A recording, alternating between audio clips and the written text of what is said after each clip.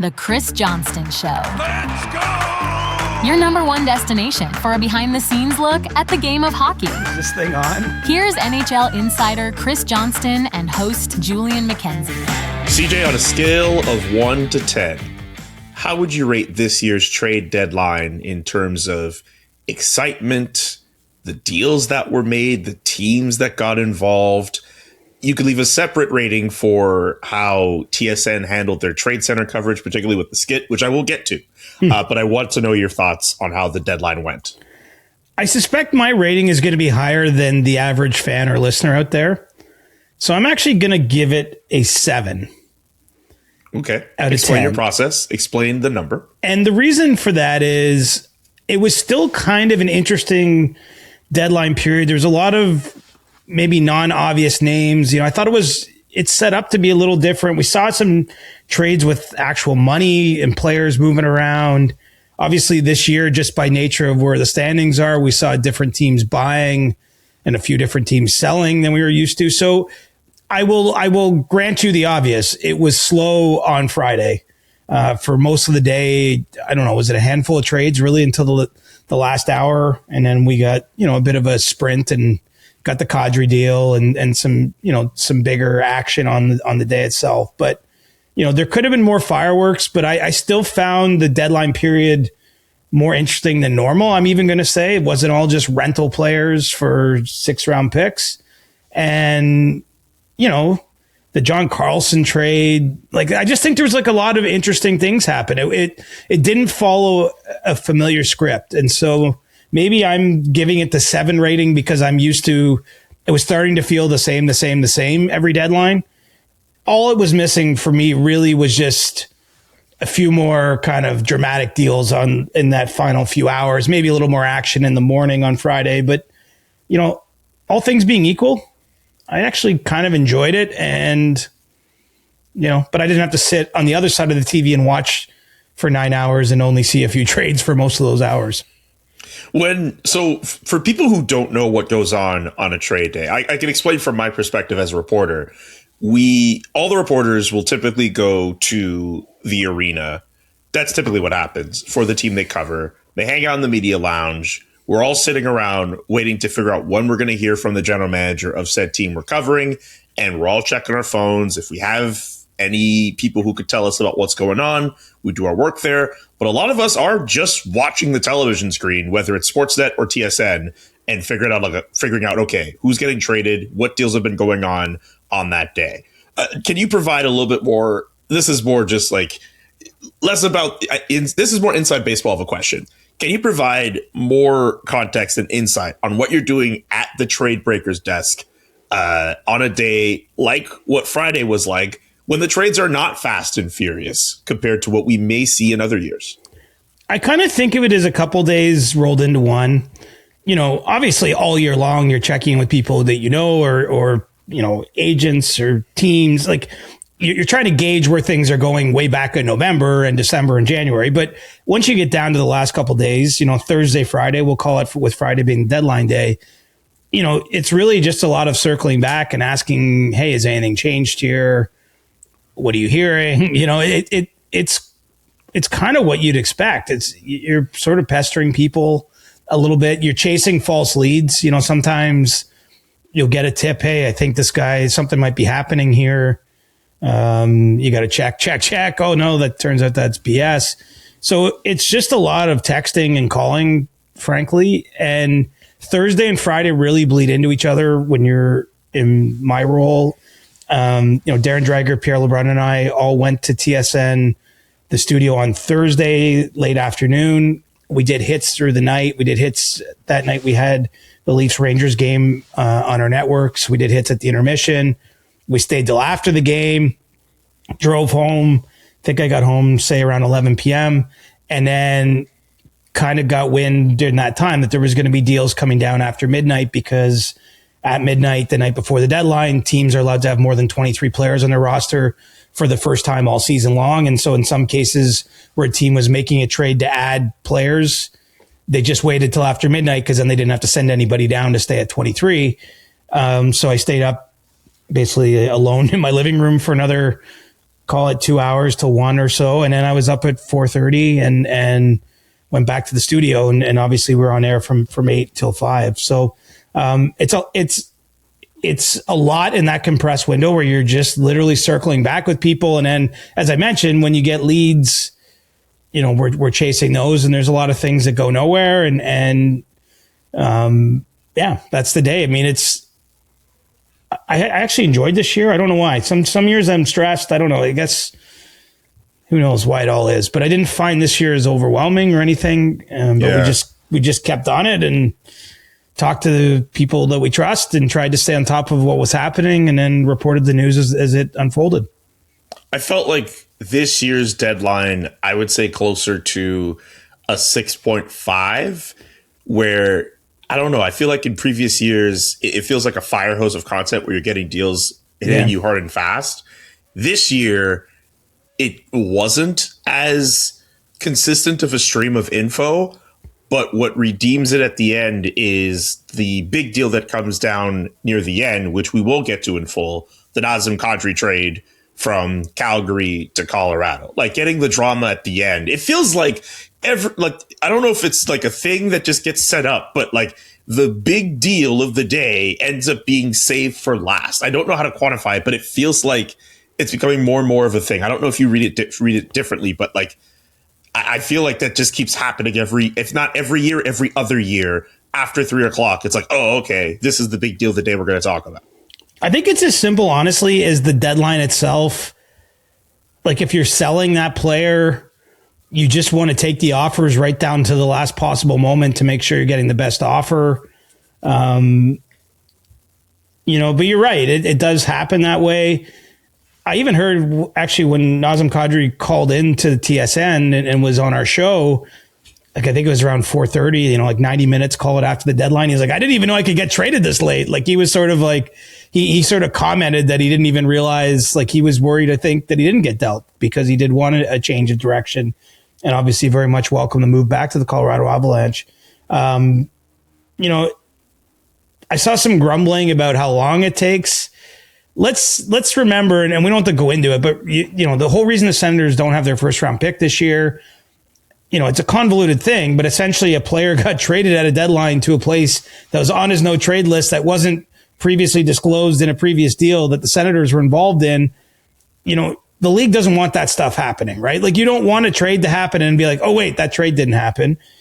Similarly, a lot of these deals involve draft picks, and the league needs to make sure that, if Team A knows that Team B is talking about the same draft pick and that Team A owns that draft pick, and they need to make sure that everyone's going to be cap compliant. And I understand we live in a very much like the way the information flows now, it's crazy.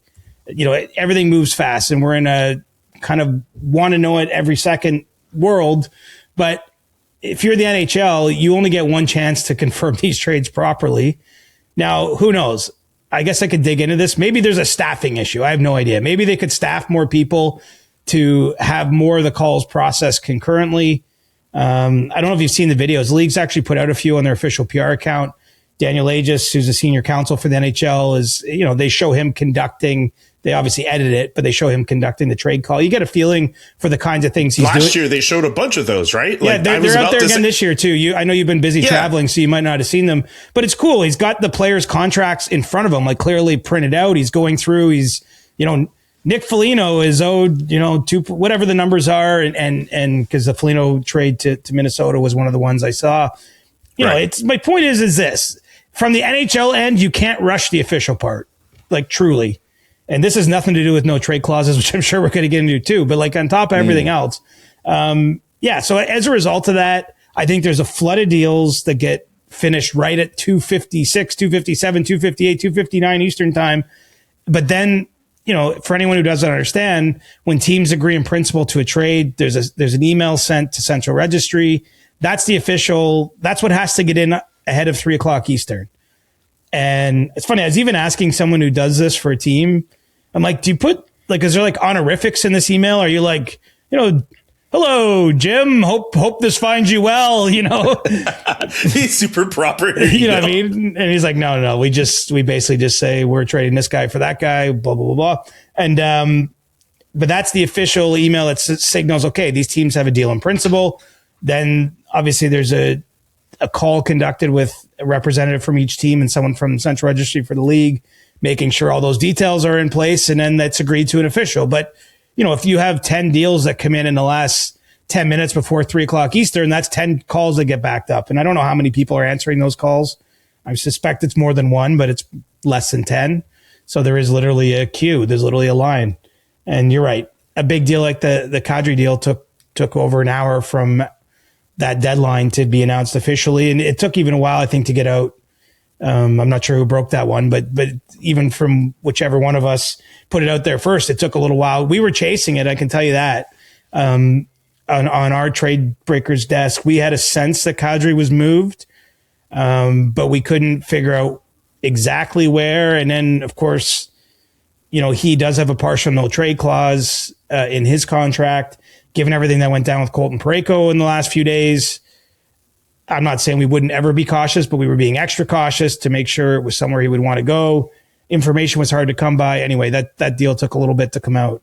But, it's an interesting trade, and I'm happy for really for Kadri wanted to move on. They'd already traded McKenzie Weegar, obviously Rasmus Anderson earlier in the year. It would have been a bit of a death march, I think, for him to have to stay on that team under this circumstance at his age. And I'm not, by no means am I throwing shade at the Flames. I actually think they did tidy business at this deadline, and they're going to be in a spot where they're going to be a buyer in not too many years down the road here, but they're kind of still taking their medicine now. And, given where Kadri's at in his career, that was a cool deal to see go through. And you should actually tell your end of it. I don't even know the story, but I know you were in Calgary. So, what was it like on the ground? What was the feeling? How did that all play out on your end? So the first part I want to mention, regards to the flow of trades, when we spoke to Craig Conroy after it happened, I believe he said he got done with the Kadri trade around 11:30 local. So we're in Calgary. That's Mountain Time. So that's 2 hours behind Eastern Time. So that would mean that they probably would have. I don't know exactly what time it would have been in the queue, but think 1:30 Eastern Time. Okay, so it wasn't a buzzer beater, we'd call it. No, it wasn't a buzzer beater, but maybe with the logjam of trades or any other logistics that had to go through, that would take some time. But that was like something that was done a little earlier in the day. And then there were a few other minor moves he did. The Ryan Strome trade, actually, what was really funny is the Ryan Strome move got announced partway through the day, and everyone around the rooms kind of in Calgary is kind of looking at each other like, so something else is coming, right? Because there's we're trading for a veteran way, center with another year term on his deal.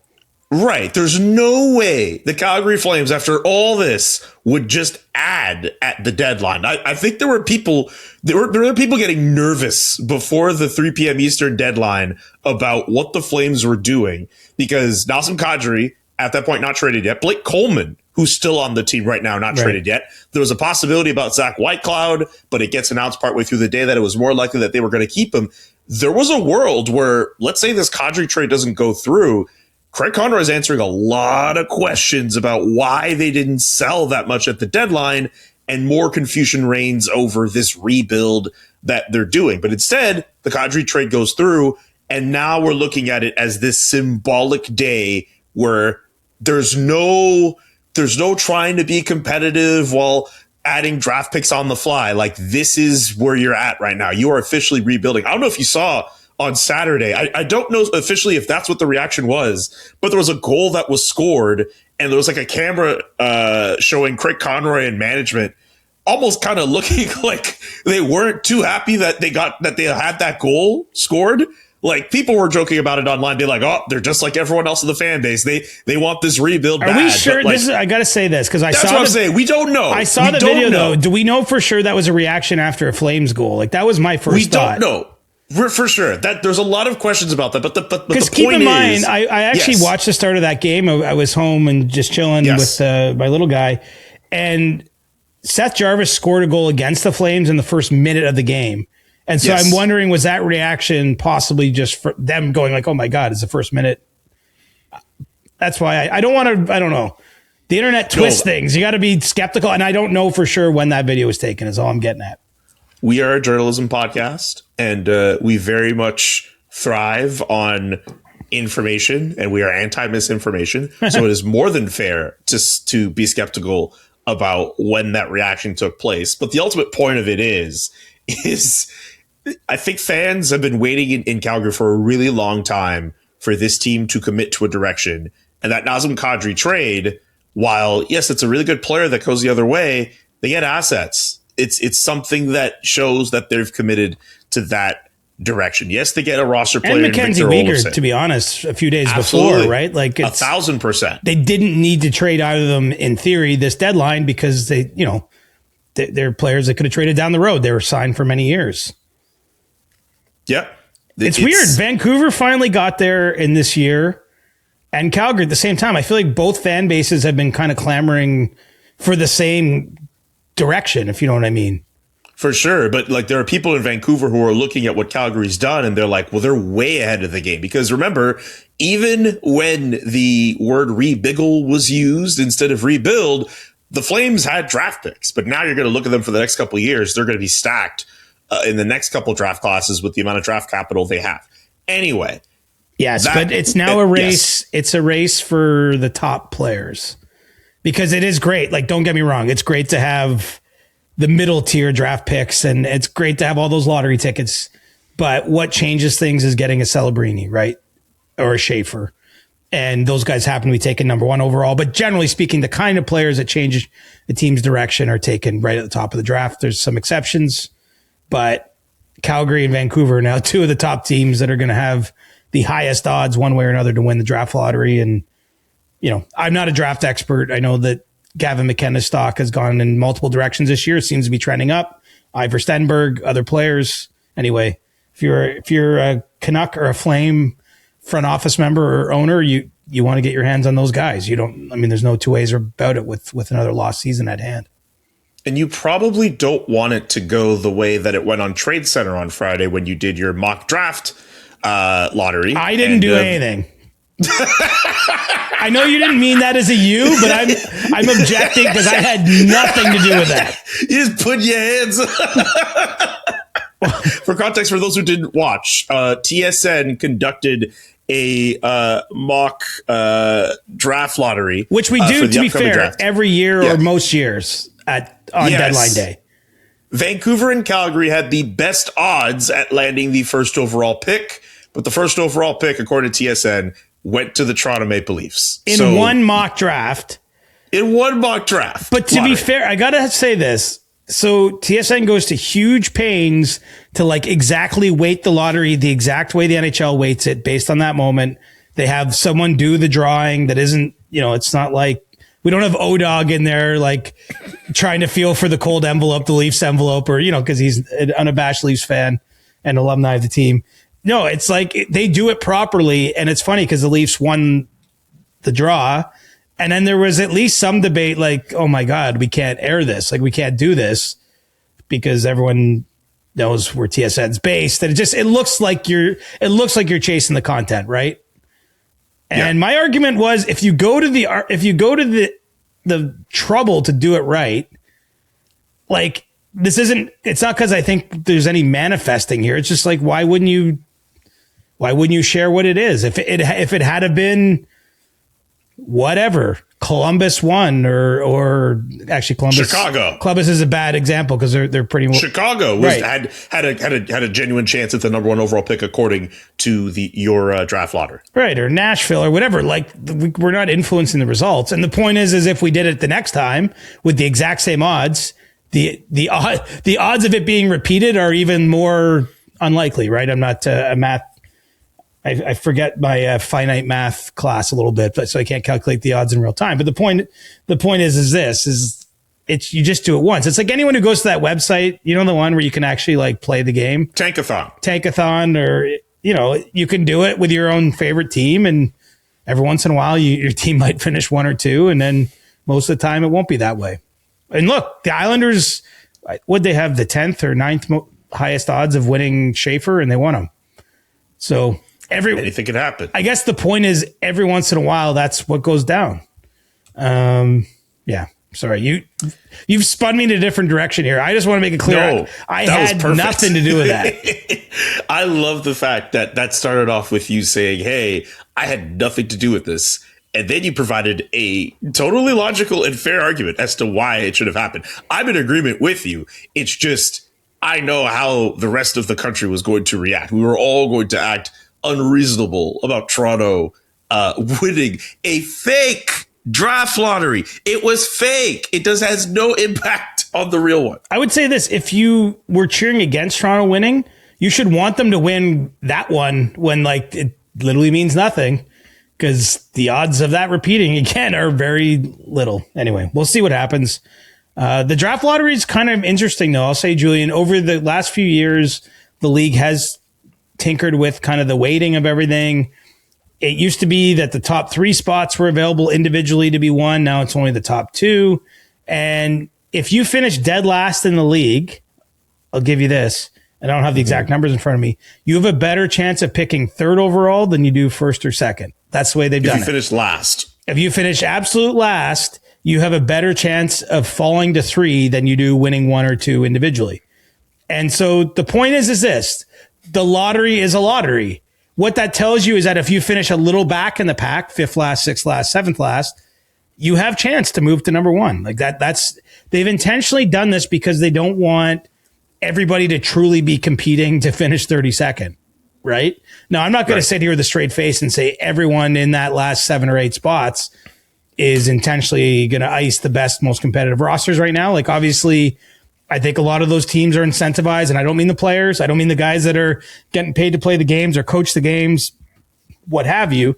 But there's big picture thinkers in those front offices or inside those organizations that are looking for those teams to go down the standings. But the way the league's done it now is that actually a team like Toronto, which I don't know where they're at in this moment, but I think they're about 7th last in points percentage, something around there. A team in that spot, 6th last, 5th last, actually has decent odds relative to the way it used to be. If you finished dead last 10 years ago, you had a way higher chance of drafting first than you do now. I'm not a math expert. I'm not an odds. Are you following what I'm saying, though? They've made it so that these other teams actually do have a better chance to win it. And it means if you're actually the last place team, you have lower odds to win it. Right. I understand exactly what you're saying. What I'm just saying, and again, I preface this by saying I'm not an odds expert. I'm not a numbers expert. And maybe I'm a bit simple-minded at it. I just don't know if it's fair if you end up being the worst team, and it feels like your odds are better to be 3rd than 1st. Something about that seems a little. If I was a team, if I was the Vancouver Canucks this year, and you're hoping, man, this is the year we get Gavin McKenna, we try to turn our fortunes around, and you got to settle for Keaton Verhoff, like he's going to be a damn good player, but like. I don't know. There's something about that. But you don't want all those teams signing Julian McKenzie and Chris Johnston to play for them down the stretch. And I'm not, you know what I'm saying? Like, you're a better buy than me in this particular instance. No, dude. No, you're dude. Are you kidding me? Experience in pressure situations. Point is, neither of us would be good for the entertainment quality of this game. They'd be entertained in different ways. Fair enough. We would, the memes would be priceless, but I think the quality of hockey, you know what I'm saying? Like, I think yes, it's a fine line, right? They're all struggling with it. Like, there's been the gold plan that's been out there for years, and I think that has its problems. The NBA, I don't even know all the details. We don't have to go all down this road or talking about eliminating the draft altogether. How you disperse talent fairly and fairly is in air quotes here, because you don't want to incentivize everyone to be really bad either. So like I actually don't know the answer. I'm not going to sit here and say the NHL has it wrong, because I'm not sure they have it wrong, but it is a lottery. And the abject truth is this. First of all, San Jose had the best odds of being number 1 last year as well. So in theory, San Jose could have both Celebrini and Schaefer. Like they, and no offense, they got Misa at number 2. Probably going to be a great player. Great for them. Right? Absolutely. But they could have had 2 at 2 different positions, 2 world beaters, both teenagers at the same time. Like, that's insane with a certain amount of lottery luck. But then the flip side is the Islanders were by no means the worst team in the league last year. They get Schaefer, and now they're buying at this year's deadline, and they're I'm not saying for sure they'll be a playoff team, but they're in the mix to be a playoff team. Like one player, one well-timed lottery win can change your whole franchise. Oh, yeah, for sure. Anyway, we could do an entire episode. Yeah, we're not even talking about it's like 20 minutes of draft lottery now for some reason and no trade deadline. So, friends, I love this time of year. I go outside. The sun sets after 7. The temperatures are rising. I don't have to worry about going outside in -5, -10, -20, -25. The heavy layers, we could put them away. It's time to start wearing some breathable, durable clothes that move with you and can keep up with anything you have going on in your spring calendar. I know I'm up on that, and that's thanks to Mack Weldon. They have updated closet staples like stretch twill chinos that will go with everything and button-ups that will keep you looking sharp from morning coffee to dinner date. I know some of y'all listening to the podcast are very much into dinner dates and morning coffee. So get on it with Mack Weldon. Discover upgraded basics, fresh styles, and more at MackWeldon.com. Plus, get 20% off your first order of $125 or more with the code CJ. The Ace Collection, again, we've hyped it up for a while now. They've got tons of great stuff, some half zips, some hoodies, some crew necks. Love this piece here, this long sleeve shirt I've got going on. Breathable, durable, love wearing it to work. MackWeldon.com. Get 20% off your first order of $125 or more with the code CJ. MackWeldon.com. Code CJ. Let's get back on track. The Toronto Maple Leafs. We should go there, actually. Just because of the players that they sold off, Scott Laughton, Bobby McMahon, Nick Roy, who scored for the Colorado Avalanche on Sunday. Scott Laughton scored in his debut for the Kings, too.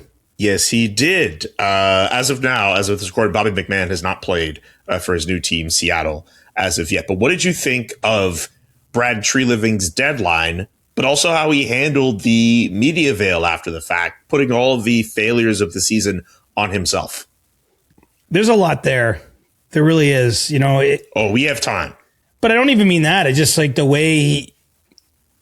Look, it's. You know, I sort of detailed my day or my couple days, and I'm not in charge of making decisions. I'm not standing up behind the scenes in front of a whole staff working for me the way a GM is, and I'm not facing the media afterwards the way Treliving was. So, like, I'm trying to be careful not to read too much into it. But you know, he definitely.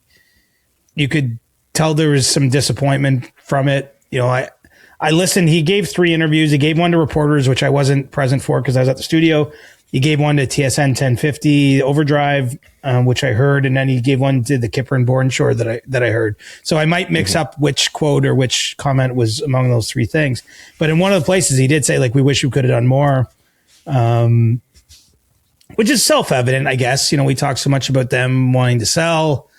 Obviously, Oliver Ekman-Larsson was scratched for 2 games for roster management purposes and didn't get moved. Had a chance to chat with him a little bit yesterday morning about that after not getting moved. You know, I don't think the Leafs, here's the thing. I can't sit here and say they aced the deadline because they wanted to do more. And you heard the disappointment in Brad Treliving's voice. At the same time, I can't say they screwed up this deadline because I don't see that they missed a window on certain players. I mean, it's hard.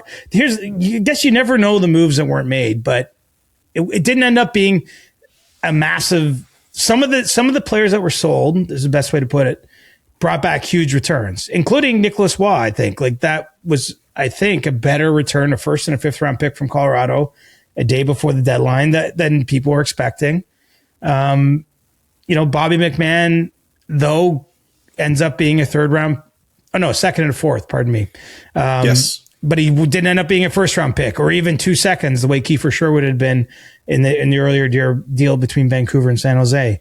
You know, Scott Laughton acquired for a 1st round pick and a lower ranked prospect in the Leaf system and Nikita Gravenkin, but still a year ago, you know, goes for a 3rd round pick that can become a 2nd. You know, they didn't. There's not a lot to hold up and say they aced the test, but also I look around and. You know, it just didn't end up being the right deadline either. So what I think of it, I think they're in a very tough spot. They're not in a tough spot, in my opinion, just because of this deadline. It's probably because of years of decisions, including decisions made at last year's deadline when they were a buyer. Ultimately, the Leafs they haven't clearly won a trade in 2 years. So that contributes to where they're at. It's almost like it's like a series of paper cuts that become something a little bigger over time. I don't know where you've asked the question broadly, and it's hard to even know where to come at it, because I'm like, if I'm just looking at the deadline, I'm like, I give them an average grade at this deadline. I think they did fine. I don't think other teams clearly got way, way better for the same players. I mean, there's a few instances where you're like, wow, Nick Dowd got a second and a third. Why couldn't they do that? But at the same time, Nicholas Waugh did get a first round pick for them. A future first round pick, but a first round pick nonetheless. Look, if you're where the Leafs are, they all matter. The future first round pick, I mean, I could make the case, and I'm not predicting by any means Colorado is going to fall off the face of the earth, but who knows? Sometimes that future first round pick becomes more valuable because the team that trades it doesn't expect to be, it's like the Leafs of this year, right? With Boston owning their pick that they traded last season. Anyway, I think this actual deadline was okay, not exciting, not amazing, but not bad. But the problem is they need to turn it around on the time frame they're hoping to do so. They need some great, right? Like that's kind of what I'm getting at. Is like, for me, I actually have a hard time specifically criticizing too much of this deadline. I just think, last year when they were buying, it was a market that was tough to find the things they were buying. They spent a lot.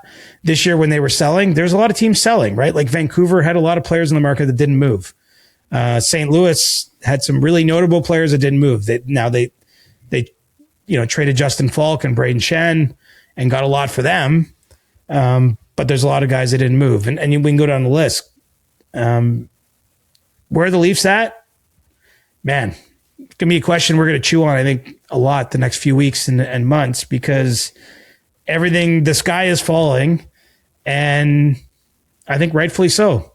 They were a team that won the division last year, and they've won 2 out of 20 games in regulation. Like, and I know they lost Mitch Marner, but like I don't think you could do scenarios, right? But you're like, how bad could it get? I don't think most people would have thought this season it could get this bad this quickly, if you know what I mean.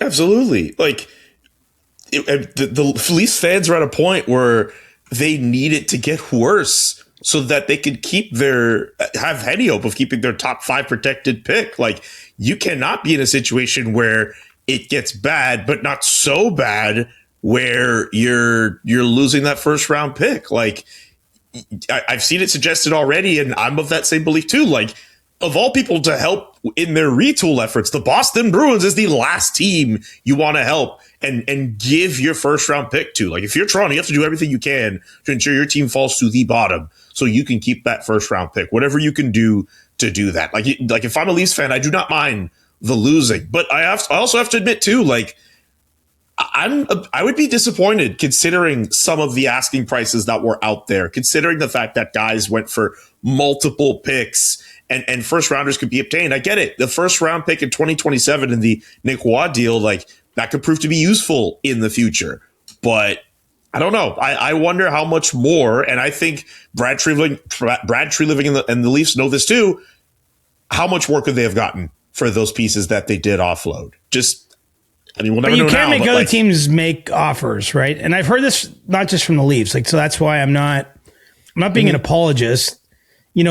They had traction on Oliver Ekman-Larsson with the Oilers, not to the point that they ever took a deal to him, and I think he would have had to waive his no trade clause for that deal to happen. They ultimately made a different deal in Edmonton, and after that, I think the Detroit Red Wings had some interest in Ekman-Larsson. They ended up trading for Justin Falk. The point is teams had choices in this market. Justin Falk is a right shot. OEL is a left shot who can play the right side. Different things go into that kind of decision. But I don't think the market beyond that was robust at a first, second kind of return for OEL. So then they don't trade him. The other thing, this is where I'll pivot away from the Leafs and say this specific deadline itself, I'm not talking about earlier in the year, The best, smartest front offices, the teams that have a chance to win the cup, a lot of them didn't make big moves. Right. And that kind of tells me something about the deadline, right? The Carolina Hurricanes, they get Nick Delorier, but they don't make a big move. The Tampa Bay Lightning bring back Corey Perry, did not make a big move. How often can we say that? Julian Breezeball every year is taking a giant swing. You know, even Minnesota, which made the Quinn Hughes deal earlier in the year, but like was rumored to want the top centers. And I get they made the Bobby Brink Jurasek deal. They brought in Foligno, the kind of a vibes deal, but they didn't make a big swing at the deadline, right? Right. Dallas, you know, Tyler Myers deal, Michael Bunting, you know, I would say sort of didn't take a big swing. Vegas, you know, another front office I think that deserves credit. Like they traded for 2 fourth liners, and I'm not being dismissive of those players. Obviously, they made the Rasmus Anderson deal earlier in the year, but they didn't steal the deadline or come anywhere close to it. So I guess my point is this was a weird deadline. You know, the smart front offices and the teams that have a lot of chance to win the cup didn't really go all in. Like Colorado's the only one. Colorado traded away multiple firsts at this deadline to get the Waugh deal done and the Kadri deal done. You know, like they're taking a big swing, and I get it. They don't have forever, right? Makar needs a new deal. You know, they obviously made the Rantanen trade, but like the just is popping, but like they got to win now. And so they acted with that kind of urgency. Like they are living for, was it a 2028 pick they traded to Calgary? So their next first round pick in 28, yes. And the next first rounder in the holster is 2029. That's assuming none of the, because if any of those conditions get hit, it bleeds backwards. But like, let's just say for all intents and purposes, they already, the next first round pick they have in their possession is 2029. We're sitting here in 2026. Like they're heavily maximized to try to win now. Now they did it, you know, to be fair, both Waugh and Kadri are signed beyond the season. So those weren't for rental players that they acquired. So there's, you know, a little bit of forward-looking thinking in there, but I guess my point is this: we didn't see a lot of teams out there spending like drunken sailors or anything like that. Which is kind of what we want for entertainment value, but of course. But I'm just saying, if we're gonna then criticize a selling team, it's like, well, the problem is none of the buyers were really buying at, you know what I mean, and I'm not letting the Leafs off the hook for that, but I'm just like, oh man, it was the wrong year to be selling. Like, if you need buyers, I guess, if you're going to sell, if that makes sense. Well, the buyers, which kind of leads to my next question, unless there was something else you wanted to add on the Leafs, but I was intrigued about the teams that did buy, like in Anaheim, who they were looking like, hey, you know what, we could get back to the playoffs. Utah, they flipped a prospect in 3 seconds in the same year for McKenzie Weegar. Washington tried to do a little bit of buying and selling at the deadline, but like there were a couple teams. Columbus is an even better example than Washington. They get themselves Connor Garland. There are teams that are knocking on the door to try to get into the playoffs. You can add Buffalo to that too. I wanted to leave them separate because there's a few other deals we need to get to that didn't happen. But like, what did you think of those teams that are not at the number one top contender pile, but they very much wanted to make an aggressive push into the playoffs, or as aggressive as they can, and they made moves. They were buying. Aggressive, but they could have been more aggressive. You know, like I look at Utah, to me, the strength of their Weegar trade is they didn't cut into their best prospects, and they have a really good prospect pool, and they didn't trade a first rounder away. So yeah, 3 second rounders all in the 2026 draft going to Calgary in that trade, which is great for the Flames. Like they basically, those two teams threaded the needle in a way that could work on both ends. But like Utah could have bought a lot more, right? They were involved in Robert Thomas discussions, but those discussions start to get you into, a prospect pool that they didn't want to cut into at this point. So even those teams didn't go as all in as they want. I mean, I think Buffalo was willing to do it. And because Buffalo is another organization, obviously they miss the playoffs, basically since you were in grade school, I think. And you're right, actually. You're right. Exactly. You're absolutely right. And so, they have prospects, and they were willing to trade some of those prospects in a deal that didn't happen. And then they were willing to trade a little bit less in another deal that didn't happen.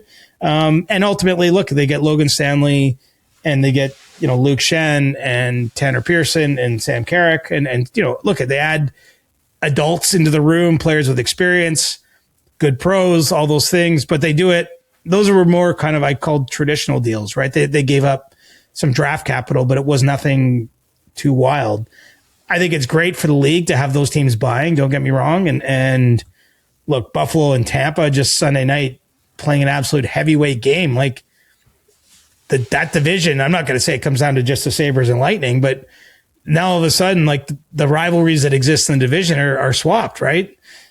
Tampa doesn't have to worry about the Panthers and the Leafs, at least for the rest of this year. They're probably going to have to play one or multiple of the Sabres. Maybe if the Senators can get in, but obviously the Canadiens or the Red Wings. And, I guess, I don't know. It just was not a year that teams loaded up really at the end of the day. And so I'm undoing, after 40 minutes of this, I'm undoing my 7 out of 10 rating because I'm now talking myself into like why all the reasons this deadline wasn't what it could be. But I think we have to be honest about it too, right? The best teams, like I don't know if you saw the quote from Ron Bridemore. I'm jumping all over the place, but that's okay. I thought it was interesting. And he was asked by a reporter and he's just like, honestly, the guys are a little disappointed. They wanted a splash. Other teams are making deals to chase us and we didn't make it.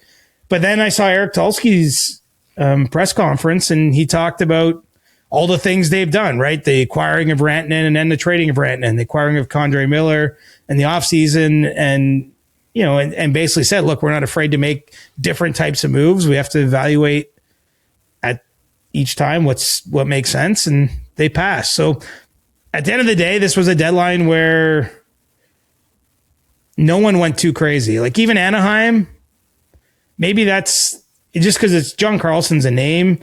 The other side, I got to say, the most interesting part of the Carlson trade to me isn't Carlson going to Anaheim. It's the way Ovechkin reacted. It's the way Tom Wilson basically in tears. I mean, I respect the hell out of it. Those guys have been teammates forever. And I'll say this, the Capitals lots of years in recent years haven't been the best team in the league, but if you have watched their social media content from in their dressing room and stuff, like you can tell they really did have that special culture thing going on. Everyone got along. I actually do believe they had kind of a special mix, and I have to believe those players that have been there that kind of run the show, of which Carlson was an important part of that, you lose something with that. So the most interesting thing of the deadline for me might have been Washington making that hard decision to add the first round pick, but risking what's left, I guess, of this Ovechkin Wilson era. Yeah, considering they were so close at the time to trying to get themselves into the playoffs. I know they're not the healthiest, but that's not an easy decision for them to make. I want to break a rule here because there is a really interesting game going on right now between Buffalo and Tampa. You mentioned those two teams right now. Yeah. I know the game is not over, and I know it'll be, who knows what the score will be by the time you get this podcast. But as of this recording, it's looking like the game of the year. It's 7-6 for Tampa in the third period right now. Wow. Between those two teams. It was 4-4 last I looked, and it wasn't that long ago. And we're not talking about the Buffalo Sabres, who, as CJ pointed out, have not made the playoffs since I was in grade school. We're not talking about a team that is outside the playoffs looking in. These two teams are tied on points. The winner will lead the Atlantic Division at the end of the night. I just want that mentioned because this is crazy what's going on. And the odds are not that they will probably face each other in the playoffs. I'm not predicting first round. Who knows? One of them wins the division. That's insane. But one of them's in the 2-3 matchup. Whether in the second round, potentially the first round, we'll see. But this is the new reality. We're getting used to the new reality in the league. It's funny. Tampa was in Toronto on Saturday. Had a chance to chat a little bit with John Cooper, off to the side, and we were actually talking already about the game in Buffalo. I think they understood that this is. I mean, you can see it's a wild game, but the Lightning are amazing. That organization is. They've had some ups and downs in the sense that they haven't won a playoff series in the last few years.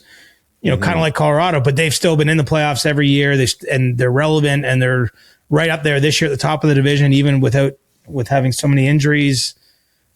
They seem, I don't know, they got some special gene there. So 7-6, my goodness. What did you think of the Lightning adding Corey Perry specifically, and the lead up to that and the end of his time in Los Angeles? what I'm fascinated by is that, you know, the Lightning are, again, probably is one of the best run front offices in the league. Obviously, analytically sound. We know Julian Brisebois. I mean, let's just point to one thing, but there's lots of things. Not afraid to make a hard decision. Sometimes that hard decision has been trading a first-round pick years ago for Barclay Goodrow when everyone's like, what are you doing? And then it pays off. Sometimes it was trading like 17 draft picks for Tanner Jeannot, which didn't pay off, but he ultimately flipped them. But my point is, not afraid, you know, cut ties with Steven Stamkos, kind of forced Ryan McDonough out because they were in a cap bind and then reacquired him.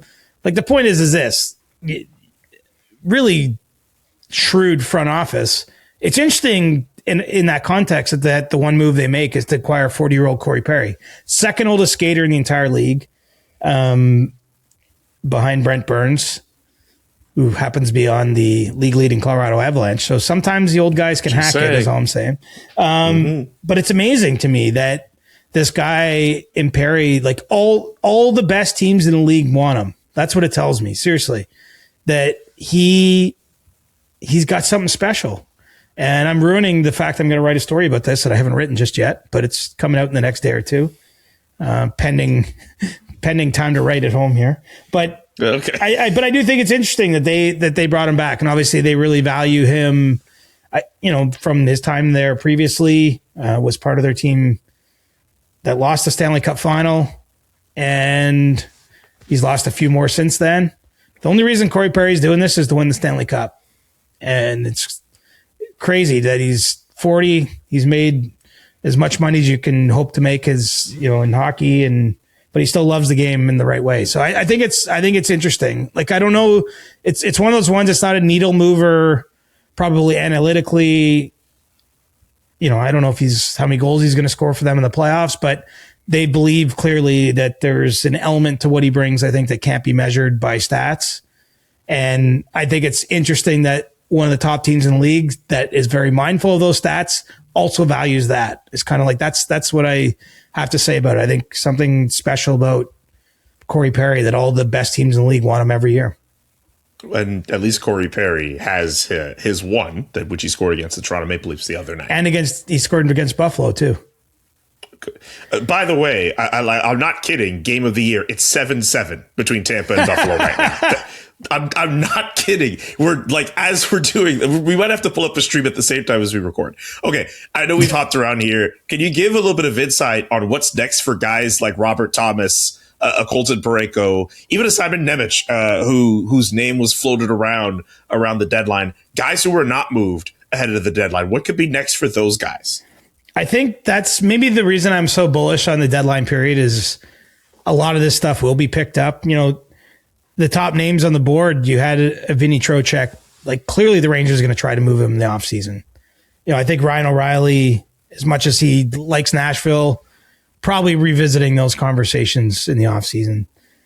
Simon Nemec, he's 22, right shot D, but he needs a new contract and he needs a raise. And I'm not saying 100% he's going to be traded, but the reason they were listening is to see if does that bring out an offer we can't refuse? Does it maybe introduce a different dynamic to our team? But B, is it could save them from a future problem. That problem is negotiating his next contract. So that's at least going to be a situation where they have to navigate some things. So, I think the groundwork has been laid for pretty interesting summer. No newsflash here. Free agency, it's dead. Yeah. I mean, I saw that float around the last couple days. It's actually dead. And I mean this with respect to these guys, but look at some of the extensions that were just signed in the last few days. Like even JG Pajot, like I'm not saying there's no useful players, but it's going to be dry. It's tough. But, I will say that I think trades will then take on a greater importance. Lots of teams have lots of cap space now. There's I don't think player movement in the league is dead, but it's going to be the way this was a different deadline. I think it's going to be a different free agency. So, basically we're going to revisit all this. What does St. Louis do? Alex Steen going into the main chair. Do they visit Robert Thomas, Jordan Kyrou, Jordan Binnington maybe? What's Florida going to do? They ultimately held on to Bobrovsky. Do they sign him? He'd be interesting if you hit free agency. Would anyone roll out a big deal for 38-year-old Sergei Bobrovsky? Maybe. I don't know. I don't know. Anyway, it's been a really interesting year for trades. At the end of the day, the fact we had Quinn Hughes dealt and Rasmus Anderson dealt early, and I think it's maybe the day itself, the deadline day, might have disappointed you, but I don't think this season has been so compelling and different than what we've seen before it that I can't wait for these next 42 days till the Stanley Cup playoffs get going. Can we throw the Montreal Canadiens in that pile of teams to look out for, considering the fact that Ken Hughes says that, hey, they were trying to make a significant move that could help the team. Maybe it's something they revisit in the next couple of months. I wonder what they were working on. Yeah, and they've got lots of prospects too. And you know, the Canadiens are at that tricky part. I can understand why they didn't do anything too crazy at this deadline, but you know, going from good to great is the hard part, right? And they've managed their turnaround really well. Their rebuild, whatever you want to call it. But, you know, taking that next step is going to probably mean some gambles and some luck or whatever, what have you. I mean, the team isn't missing a lot. You know, they believe Jacob Fowler is their future in net, but they could have maybe traded for a goalie. I know they were hunting around for some forwards at this deadline. I don't think they ever got too serious on Thomas and Kadri, but they talked about those players. Is there anything else ahead of the deadline? Actually, well, there's one other question that's a lot sillier that I'll get after this one. But is there anything else you'd like to mention in terms of a deal that might have been consummated that didn't get to the finish line, or any other juice we can get out of it? Because I know we want to get to the end of this Sabres game, which is now 8-7 Buffalo. It is insanity in Buffalo right now. They were down 7-5. It's now 8-7. I'm just trying to think. I've covered a lot of hockey in the NHL. I don't know if I've ever covered any game that got to 8-7. The Kings and the Sens, I believe, had an 8-7 game last year. I know, but I wasn't at that one. That's what I'm saying. I know you weren't at that one. I'm just trying to think of all the other ones I've seen. Or at least, actually, I don't even know if I was in the building for that one. But still, like, that's insane. It's not often you get an 8-7 game. No, and awesome. I mean, great for the fans. You got your money's worth today. You know, we didn't get into the Colton Parayko stuff. I think all that needs to be said on it is this is the world we live in. It's unfortunate for him that it all became public. It's tough for the Sabres. It's not great for the Blues. It's not great for Darren Dreger and TSN and myself and everyone who does my job. And not because Darren did anything wrong, my partner in crime here. It's just, you know, sometimes with how things go now, the fact that got public, that he hadn't waived his no trade and that he was considering it and ultimately didn't, you know, that trade clauses in general were one of the stories of this deadline, right? And like, how often do you see it with, like, within hours, two guys, it's out there that they have to, that they're considering waiving their no trade clauses to make these trades happen. Like, it's one thing for one guy to do it, but like, we were all on pins and needles wondering if McKenzie Weegar and Colton Parayko would do it. Right. And even Tyler Myers before that, it was a subject because the Detroit Red Wings had tried to trade for him and ultimately goes to Dallas. So, you know, look, just because you negotiate those clauses, I don't hold it against any player to whatever he decides with it, but it doesn't mean the team can't go try to trade you somewhere else and ask, right? Like it doesn't preclude your name to come up in trade conversations. So, you know, I don't think we need to chew over it. I saw Parayko had a nice story with Jeremy Rutherford today at The Athletic, talked it all through, explained that he's indecisive when he goes to Starbucks. He said choosing between a latte and a cappuccino.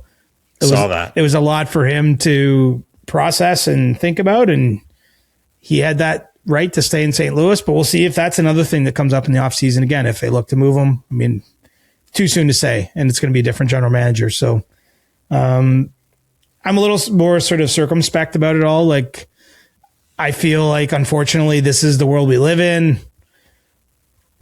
News travels fast. Information travels fast. It's a bit sloppy, but I don't think there's not a fail safe here. Like, things are going to get out when multiple people get to know something.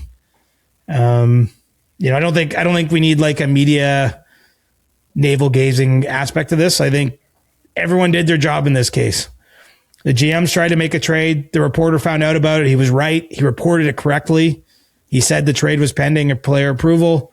The player and his agent had to work through their process. They didn't approve it. Life moves on.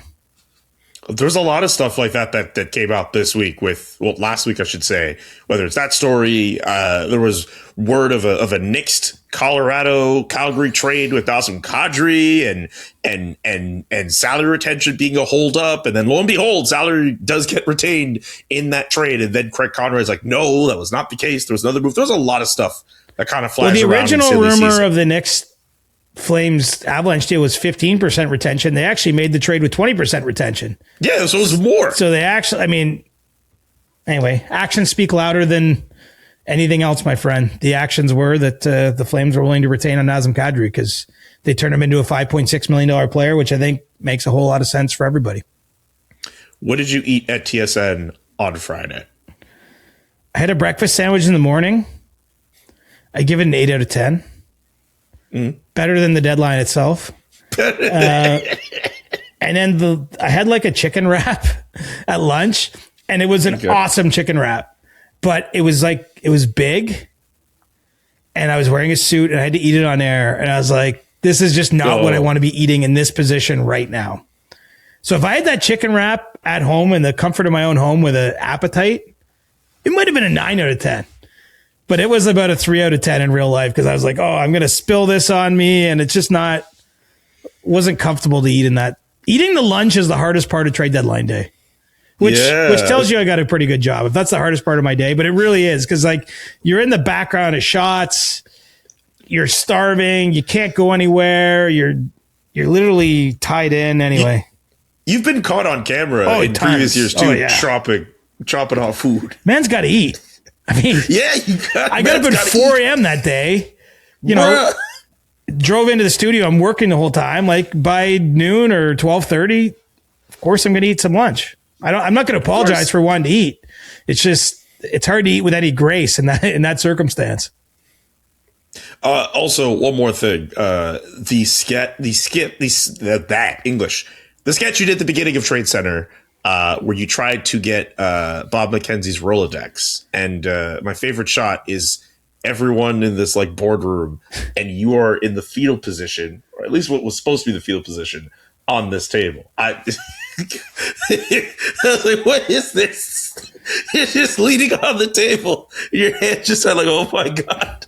I got a kick out of that.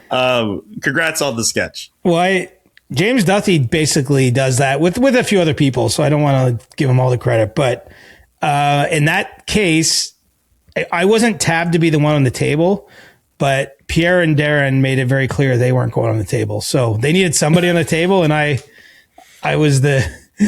drew the short straw there, I guess. Oh my God. But a lot of that was improvised, honestly. Even if you remember, I don't know if anyone's seen the skit, but even where Pierre's stealing the wine, that was improvised, I believe. That makes sense. He would do that. But I know, but it was a funny part of the show. And he's like, Pierre, focus. And he's like, oh yeah. And even if some of the lines, I'm pretty sure when Darren's like, he's been stealing my shit for 20 years or whatever at the start. I'm pretty sure that was an improvised line. Anyway, it was a fun day, man. That took 10 or 11 hours. There could be an outtakes version of that. There's so much stuff that was left on the cutting room table. So, but it was so much fun. And do you know what? I was down at the Leafs Lightning morning skate. A member of the Lightning team, won't name check him, comes over and says, hey, and I thought he might say any number of things. He's like, you were good in that sketch. So a lot of people watch that. And look, we try to have fun with it too. We take it seriously, but at the end of the day, it's all entertainment. Well, thank you for being entertaining and providing news and great stories, CJ. You're one of a kind. We appreciate your work as always, whether it's everyday work at The Athletic or TSN work, whether, again, every day or on Trade Center. That's going to do it for our show today, unless there's something else you want to add, but I think we've done enough. We've jumped on enough stuff over the last little bit. Thank you to everybody for tapping in on today's edition of The CJ Show, and congratulations to the current leader of the Atlantic Division, the Buffalo Sabres. A comeback victory, 8-7 winners over the Tampa Bay Lightning. I'm telling you, we're going to look back at that as a game of the year between those two teams. It had everything you would want in an NHL game. We'll be back on Thursday. 7. I know. Seriously. Craziness. We'll be back on Thursday with a brand new episode of the show. Peace, guys. The Chris Johnston Show. Follow Chris on Twitter @ReporterChris and follow Julian @JKA McKenzie. The Chris Johnston Show. Hey, did you like the thing you just watched? Was it hilarious? Was it informative? Was it me losing my mind? Possibly. Potentially. Most of the time it is. Hey, listen, if you like what SDPN has to offer, you should check out more of our videos and subscribe to our channel by clicking subscribe, or Steve will find you.